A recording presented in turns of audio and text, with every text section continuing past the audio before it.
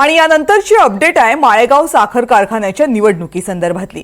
या निवडणुकीमध्ये शरद पवार आणि अजित पवार हे एकत्र येण्याची संधी होती, पण वरिष्ठ नेत्यांमध्ये संवाद झाला नाही आणि चर्चा फिसकटली अशी माहिती आता समोर आली आहे। उपमुख्यमंत्री अजित पवार यांनी सुद्धा अशी चर्चा झाली हे मान्य केले, पण या चर्चेचा सविस्तर तपशील द्यायला मात्र अजित पवारांनी नकार दिला।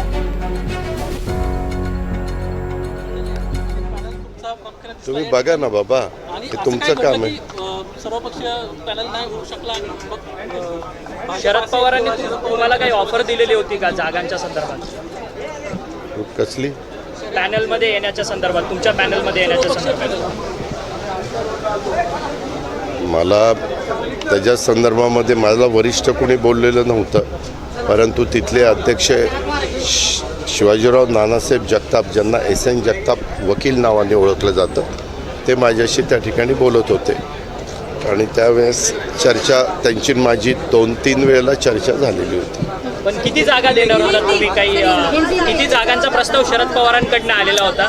नाही, मान्य करण्यात आला का? तो तुम्हाला सांगण्याचं काही कारण नाही।